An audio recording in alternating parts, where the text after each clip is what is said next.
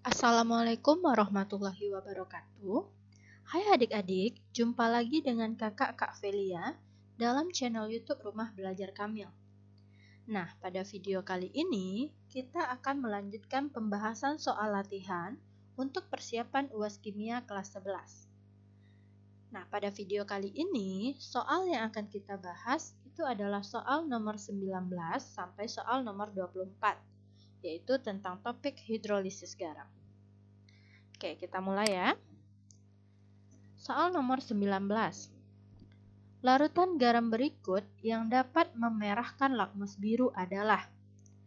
Oke, di sini kita tandai kata kuncinya itu adalah yang dapat memerahkan lakmus biru. Ingat, yang dapat memerahkan lakmus biru berarti sifatnya asam. Memerahkan ya. Nah, di sini kita tinggal cek garam-garam yang terdapat pada option ini, yang mana yang bersifat asam.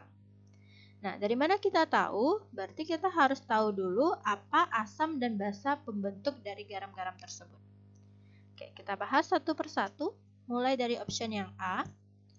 Yang A, KCl, itu dia akan terion menjadi ion K+ tambah Cl-. Dimana di sini ion K+ itu berasal dari basa kuat KOH. Dan ion Cl-nya itu berasal dari asam kuat yaitu HCl. Nah, ingat kalau garam yang berasal dari basa kuat dan asam kuat itu dia memiliki sifat netral. Oke, maka garam KCl itu merupakan garam netral. Kita lanjut yang option B. Option B ada garam Na2CO3. Nah, di sini ion-ionnya adalah 2Na+ tambah CO3 2-. Kita lihat lagi siapa asam basa pembentuknya. Na+ itu adalah berasal dari basa kuat NaOH dan CO3 2- itu merupakan asam lemah H2CO3. Ingat, garam yang terbentuk dari basa kuat dan asam lemah, siapa yang kuat? Basa. Maka sifatnya adalah sifat garam basa. Seperti itu cara mudahnya. Oke, kemudian yang C. Yang C ada Ca3PO4 2 kali. Berarti ada ionnya 3Ca2+ dan 2PO43-. Ca2+ itu adalah basa kuat yaitu CaOH 2 kali. Dan PO43- itu berupa asam lemah yang berasal dari H3PO4. Ini juga basa kuat dan asam lemah yang kuatnya si basa. Maka dia merupakan garam basa. Oke, kita lanjut yang D. Yang D itu AlNO3 3 kali. Berarti ada ion Al3+ dan 3NO3-. Nah, di sini Al3+ itu berasal dari basa lemah AlOH 3 kali. Sedangkan NO3- itu berasal dari asam kuat HNO3. Nah, di sini garamnya terbentuk dari basa lemah dan asam kuat. Yang kuatnya yang asam, maka dia merupakan kelompok garam asam. Oke, berarti kita sudah dapat jawabannya itu adalah yang D. Kita cek yang E yang terakhir. Yang E itu adalah garamnya CaSO4. Ion-ionnya Ca2+ dan SO4 2-. Ca2+ itu dia berasal dari basa kuat CaOH 2 kali dan SO4 2- berasal dari asam kuat H2SO4. Basa kuat dengan asam kuat menghasilkan garam yang bersifat netral. Maka untuk soal nomor 19, jawaban yang benar itu adalah yang option D ya. Karena di sini dia minta garam yang bisa memerahkan lakmus biru, artinya garam yang bersifat asam. Oke, seperti itu. Nah, kita lanjutkan ke soal nomor 20. Soal nomor 20, jika HCl direaksikan dengan AlOH 3 kali, maka sifat garam yang terbentuk adalah. Oke, berarti ini masih pembentukan garam ya. Ada di sini dia bilang HCl direaksikan dengan AlOH 3 kali. Kita buat dulu reaksinya. HCl tambah AlOH 3 kali akan menghasilkan garam AlCl3 dan air. Ingat reaksinya disetarakan. HCl itu merupakan kelompok asam kuat. sedangkan AlOH 3 kali merupakan kelompok basa lemah. Nah, garam yang terbentuk dari asam kuat dan basa lemah itu memiliki sifat asam. Nah, di sini Kak lihatkan lagi tabelnya, di mana pembentukan garam itu bisa terjadi melalui 4 kemungkinan. Bisa asam kuat dengan basa kuat, maka sifat garamnya adalah garam netral. Kalau dia asam kuat tambah basa lemah, siapa yang kuat? Asamnya. Berarti garamnya adalah garam asam. Kemudian asam lemah dengan basa kuat, yang kuatnya yang basa, maka sifat garamnya adalah basa. Sedangkan kalau garam yang berasal dari asam lemah tambah basa lemah, itu sifat garamnya tergantung nilai Ka dan Kb-nya. Kalau nilai Ka besar dari Kb, sifatnya asam. Kalau Ka sama dengan Kb, sifatnya netral. Dan kalau nilai Ka-nya kecil daripada Kb, berarti sifatnya basa. Nah, di sini kita lihat. Ternyata saat HCl direaksikan dengan AlOH 3 kali, itu terjadi pembentukan garam dari asam kuat dengan basa lemah. Berarti asam kuat dengan basa lemah.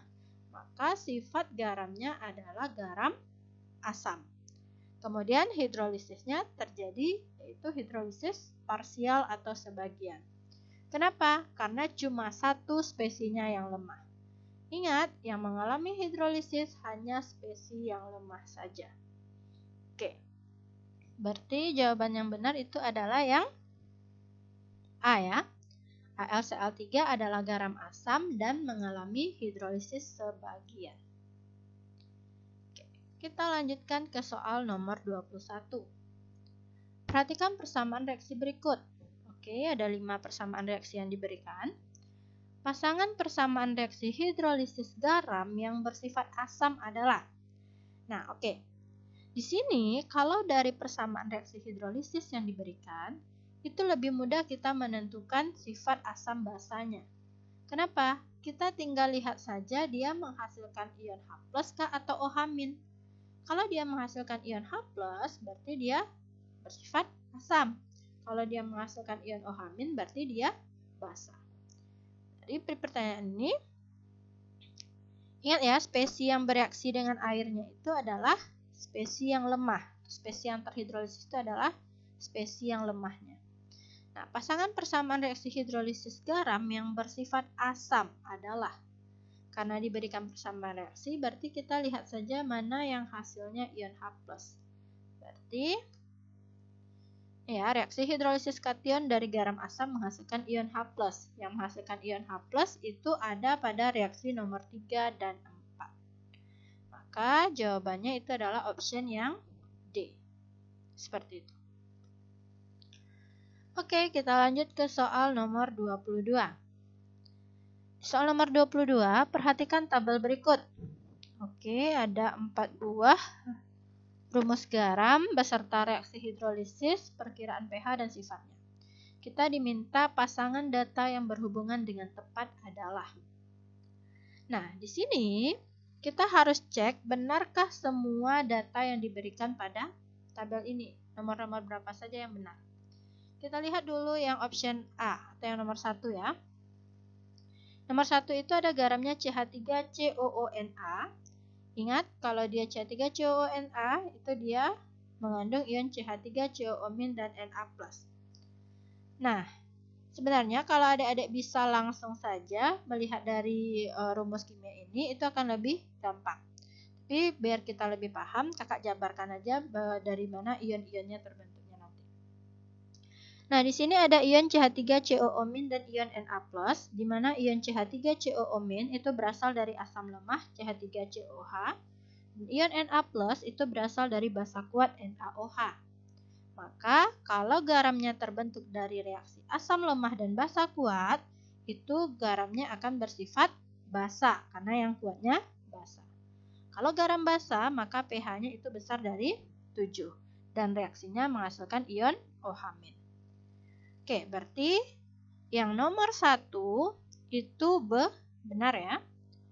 Dia menghasilkan ion OH-, kemudian perkiraan pH-nya besar dari 7 dan sifat garamnya adalah garam basa. Berarti nomor 1 benar. Kita cek selanjutnya yang nomor 2. CaSO3. Berarti terbentuk dari ion Ca2+ dan ion SO3 2-.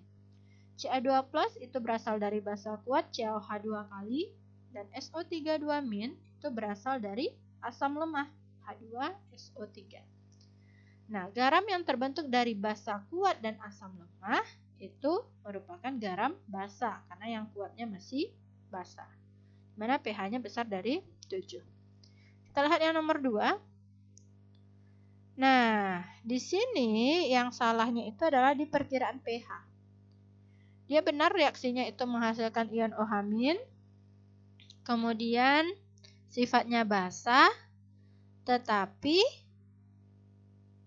di sini yang menjadi masalah itu adalah perkiraan pH-nya. pH-nya di sini harusnya besar dari 7, di sini dibuat kecil dari 7. Maka yang nomor 2 itu tidak benar.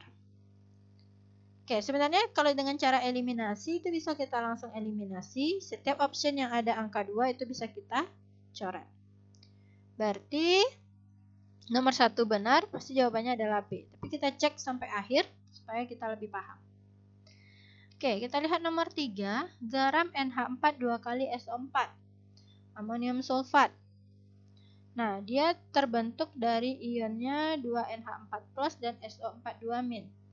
NH4+ itu berasal dari basa lemah NH4OH, sedangkan SO4 2- itu berasal dari asam kuat yaitu H2SO4.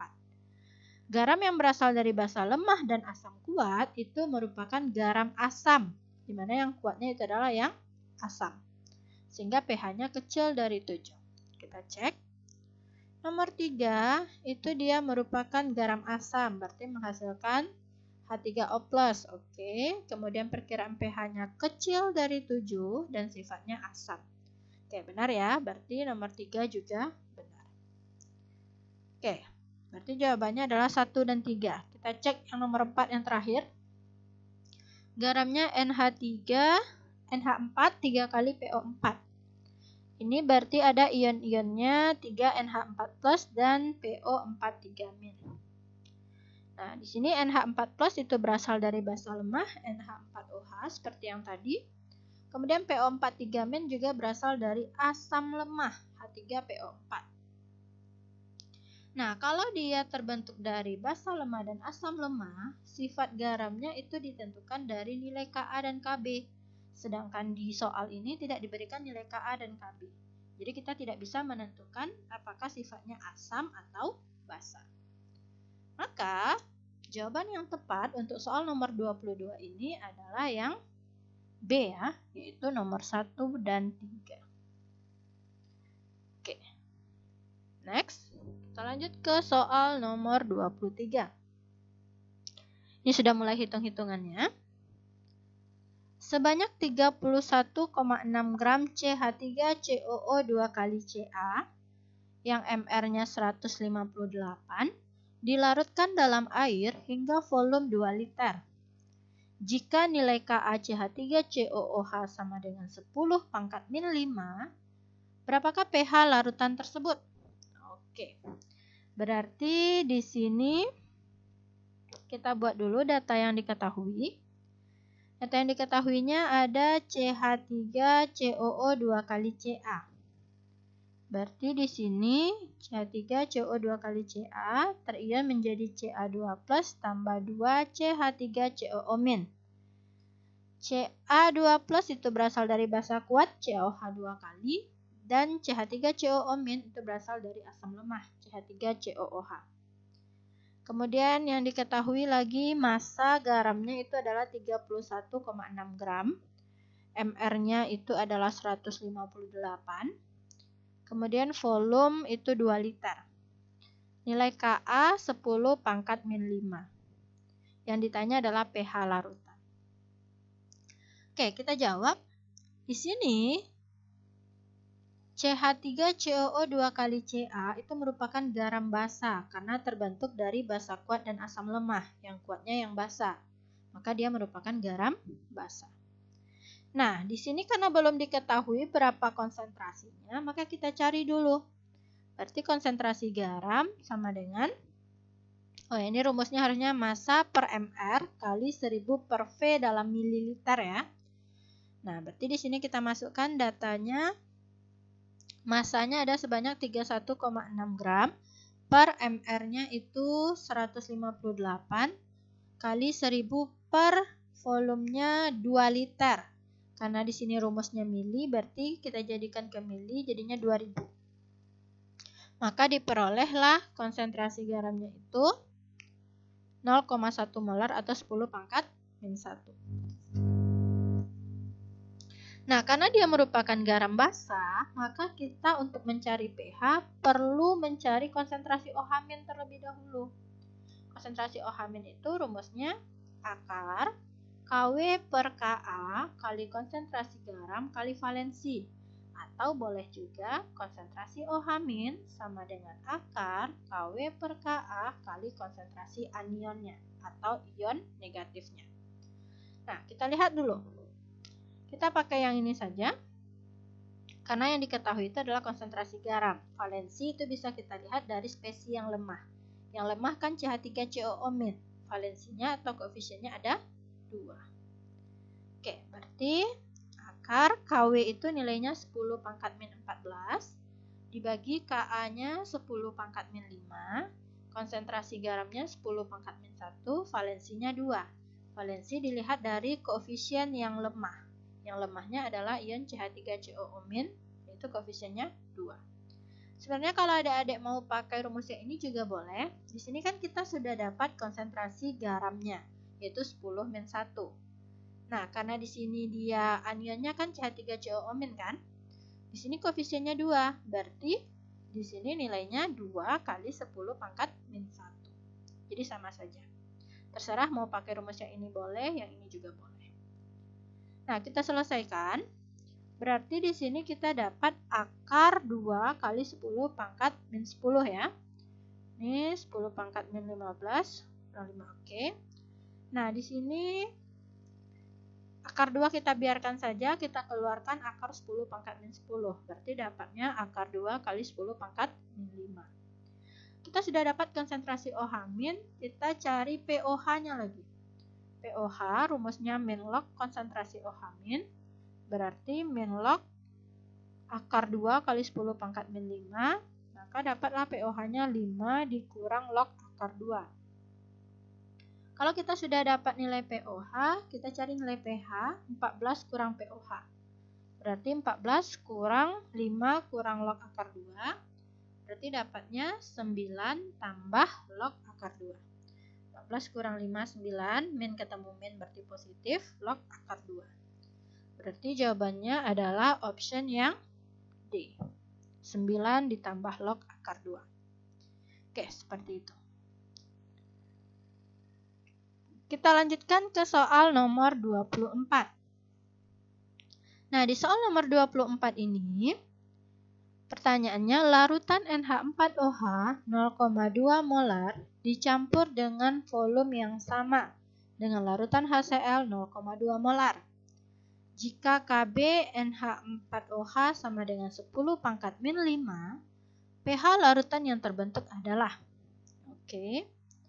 Berarti di sini ada pencampuran basa lemah NH4OH dengan asam kuat. Kita lihat ya. Berarti di sini kan ada dua kemungkinan. Bisa saja dia nanti sama-sama habis bereaksi, berarti terjadi hidrolisis, atau dia membentuk larutan penyangga kalau yang basa lemahnya bersisa. Oke, kita cek. Kita buat dulu data yang diketahui dari soal. Molaritas NH4OH-nya itu adalah 0,2 molar. Kemudian molaritas HCl-nya juga 0,2 molar. Katanya dicampur dengan volume yang sama, berarti volume NH4OH sama dengan volume HCl. Nah, biar gampang, kita misalkan aja volumenya 1 liter. Nah, kemudian Kb NH4OH itu 10 pangkat min 5. Jadi V totalnya 1 liter tambah 1 liter berarti 2 liter. Yang ditanya itu adalah pH larutan. Oke, kita jawab. Nah, di sini kita lihat dulu mol masing-masingnya. Mol dari NH4OH M kali V itu 0,2 dikali 1 liter ya. Dapat 0,2 mol. Kemudian mol HCl juga sama rumusnya, dapatnya juga 0,2 mol. Nah, karena di sini dia merupakan asam dan basa, kalau dicampur maka dia akan bereaksi. Kita buatkan reaksinya dulu.